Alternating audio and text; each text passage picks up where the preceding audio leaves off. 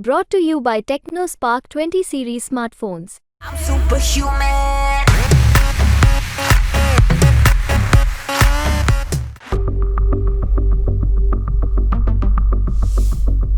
नमस्कार, जय हिंद। भारत तक देख रहे हैं आप और मैं हूं ऋषिराज।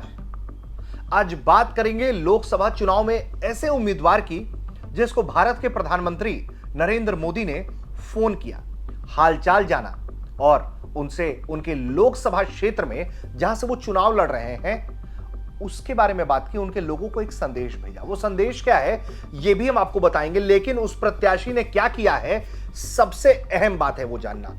दरअसल उस प्रत्याशी ने चुनाव में ऑनलाइन नॉमिनेशन दाखिल किया है और उसकी अब हम आपको तस्वीरें दिखाएंगे।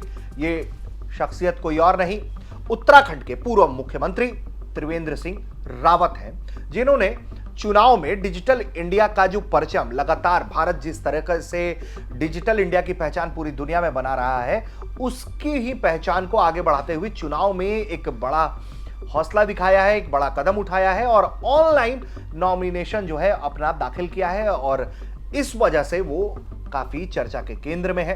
पूरी खबर आपको हम इस वीडियो में विस्तार से बताने जा रहे हैं। तो लेकिन सबसे पहले जो उन्होंने बताया कि किस तरह से उन्होंने ऑनलाइन नॉमिनेशन दाखिल किया है, प्रधानमंत्री का क्या संदेश है, पहले वो सुनवा देते हैं हम आपको। माननीय प्रधानमंत्री जी का अभी 3 दिन पहले फोन आया था।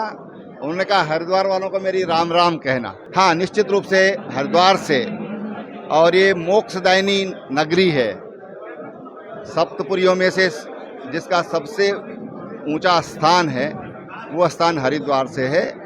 यहाँ से इसकी शुरुआत हुई है। निश्चित रूप से आने वाले समय में पूरे देश में जो भी जनप्रतिनिधि हैं अपने नामांकन के तरीके को अपनाएंगे।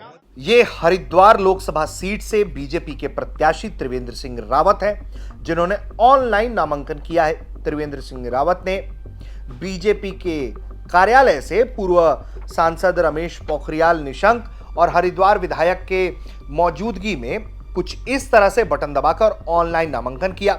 पीएम मोदी लगातार लोगों को प्रोत्साहित कर रहे हैं कि ऑनलाइन नामांकन किया जाए, जिसे लेकर बीजेपी के प्रत्याशी ने हरिद्वार में इसकी शुरुआत की। उन्होंने काफी उत्साह के साथ इस काम को किया है। ऑनलाइन नॉमिनेशन प्रक्रिया के तहत निर्वाचन आयोग की आपको वेबसाइट पर जाना होता है और suvidha.eci.gov.in पर जाकर प्रत्याशी अपने मोबाइल नंबर के जरिए लॉगिन कर नामांकन भर सकते हैं। ऑनलाइन नामांकन भरने के दौरान प्रत्याशी को एक डेट और वक्त चुनना होता है।